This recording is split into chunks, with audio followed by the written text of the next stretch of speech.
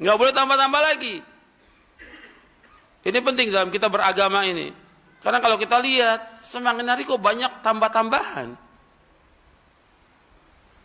Semakin hari kita berpikir ya itu mungkin kerjaannya dari ahlul bid'ah ya, nambah lagi. Ternyata ada sebagian ahlus sunnah juga udah mulai ikut-ikutan nambah-nambah dalam beragama ini. Nggak tahu dia belajar apa itu. Ya. Sampai punya gelar lagi. Kok nambah-nambah ini, kok ikut begini. Padahal lagi agama Islam sempurna.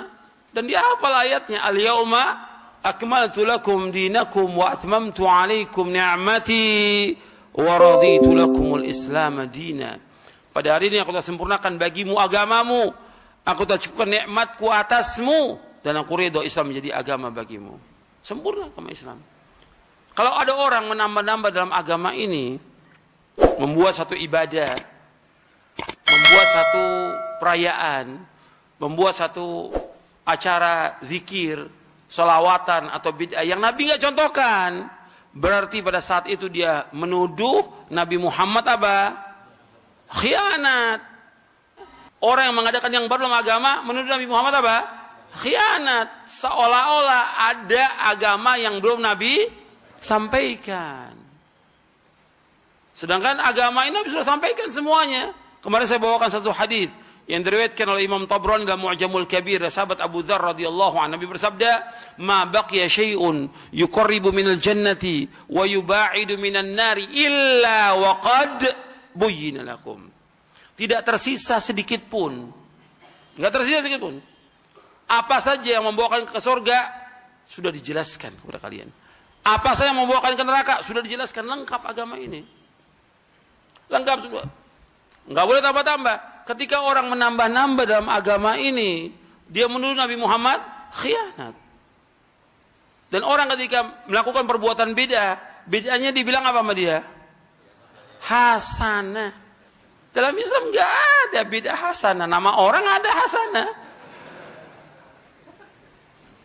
Ibu hasanah. Kalau bid'ah enggak ada yang hasanah. Nabi bersabda apa? Kullu bid'atin dhalalah wa kullu dhalalatin finnar. Setiap bid'ah itu sesat, setiap kesesatan tempatin neraka. Nabi yang bersabda demikian.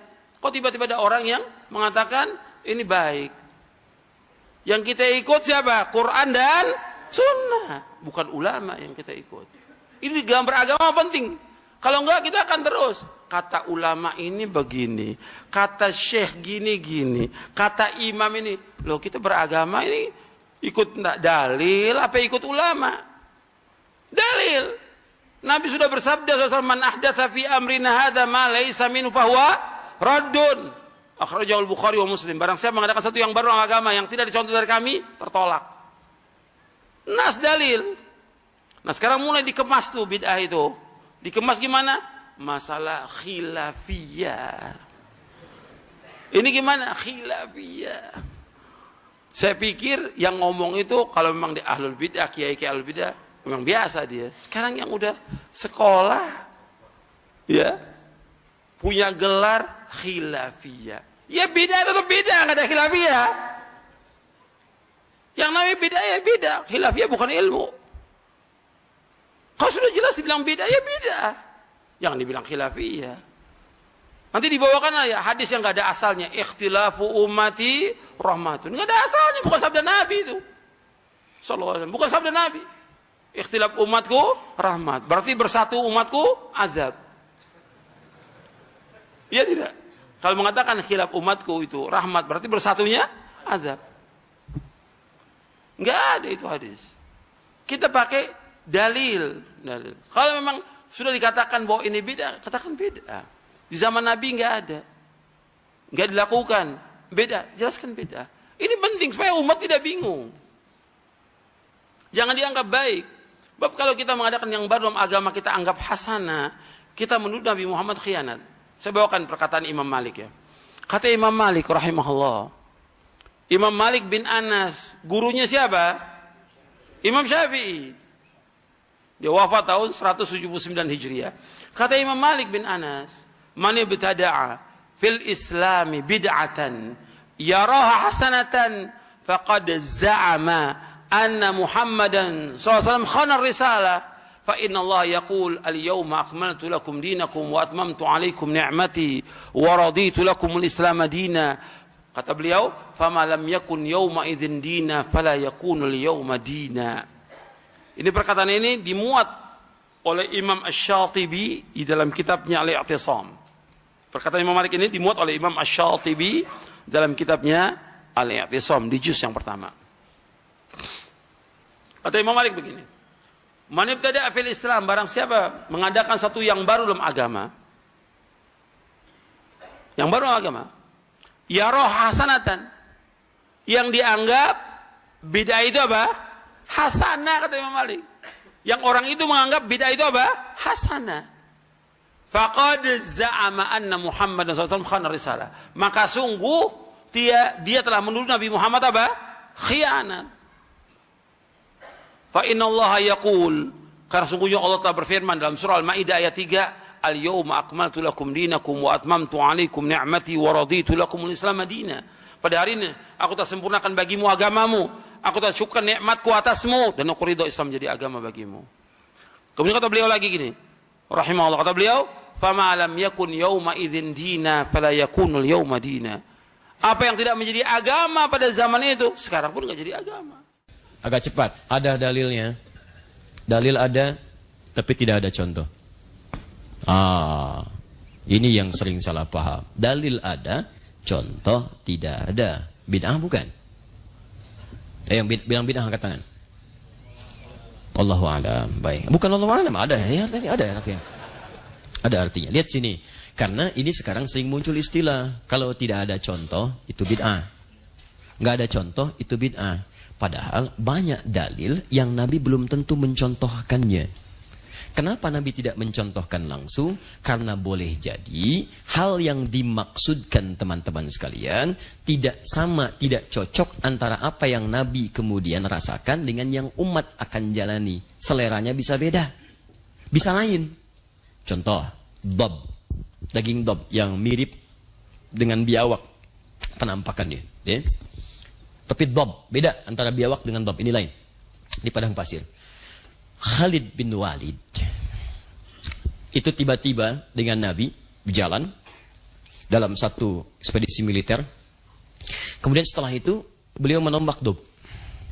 Ditombak, dibakar, dihidangkan pada Nabi. Begitu dihidangkan, Nabi tidak makan. Diam aja. Nah, Khalid sangat pintar sekali. Beliau ingin memastikan hukum ini. Apakah ini memang dilarang atau tidak?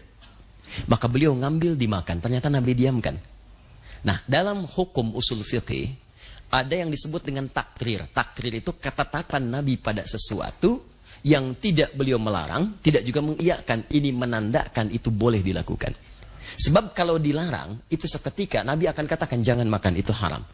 Tapi ketika Nabi diamkan makan di hadapan Nabi, dibenarkan oleh Nabi, sekalipun Nabi tidak makan untuk mencontohkannya. Kata para ulama hadis, kalau itu memang boleh, kenapa Nabi nggak makan? Persoalannya Nabi nggak selera makan dob. Kalau ada kambing, kenapa makan dob? Kalau ada ayam, kenapa makan dob? Terus kenapa Khalid makan? Persoalannya Khalid itu jenderal perang. Lebih banyak di lapangan dibandingkan dengan di tempat-tempat masyarakat. Kalau suasana perang, itu jarang menemukan kambing guling. Kambing guling, kambing bakar, kambing terlentang, nggak ada. Repot menemukannya. Kalau tidak tahu mana yang mau dimakan, mana yang tidak, bisa kelaparan. Dan ini nanti petunjuk bisa digunakan oleh pasukan-pasukan kita di masa yang akan datang. Tentara Muslim, pasukan khas kita, misalnya ada Kopassus, ada Paskas, ada Denjakannya, macam-macam keluar, gerilya, perang gerilya. Dan kalau tidak tahu hukum seperti itu, bingung nanti. Mau makan, takut haram. Mau makan, takut haram. Kata musuhnya, gak usah ditembak, ntar mati sendiri, lapar. Repot. Nah, jadi tidak setiap yang tidak dicontohkan itu bid'ah, tidak. Kalau ada dalil, itu masih boleh. Masih boleh. Yang keempat, contoh sudah tidak ada. Dalilnya samar. Dalilnya samar. Contoh sudah nggak ada sama sekali. Dalilnya samar, nggak kelihatan langsung ada. Bukan tidak ada, tapi harus mencari dulu berliku baru ketemu ini maksudnya. Bahkan harus menemukan cara untuk mencari dalil itu. Pencariannya bisa menganalogikan apa yang disebut dengan kias namanya. Dianalogikan dengan dalil yang sudah ada untuk menemukan hukum yang belum ada. Contoh, sering saya sampaikan. Kang Emil, zakat pakai apa? Zakat pakai apa? Kalau zakat, kalau misalnya zakat fitri kemarin Ramadan pakai apa? Pakai uang dan beras. Pakai beras ya, pakai uang. Baik. Pernah Nabi zakat pakai beras? Nggak ada. Bid'ah.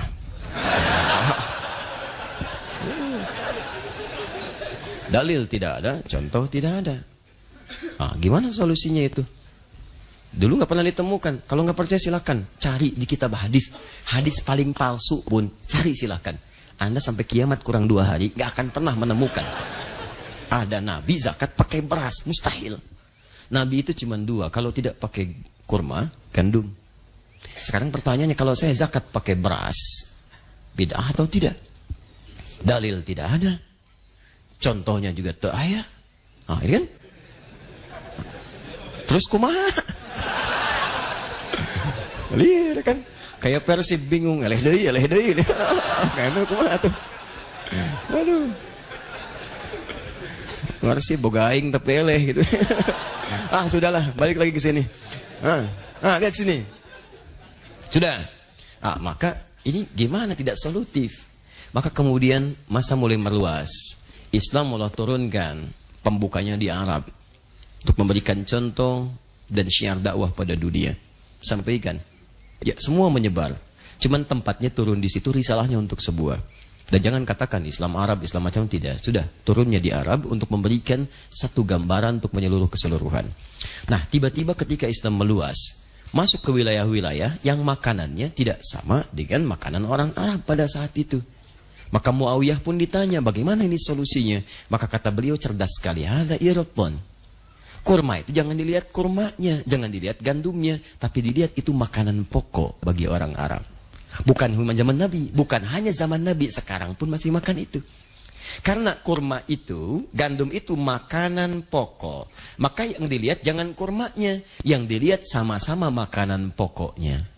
Jadi kalau di satu tempat makanan pokoknya bukan gandum, bukan kurma, maka boleh dia digunakan sebagai bagian dari zakat. Kang Emil apa makanan pokoknya? Saya mah nasi. Ya. Nasi.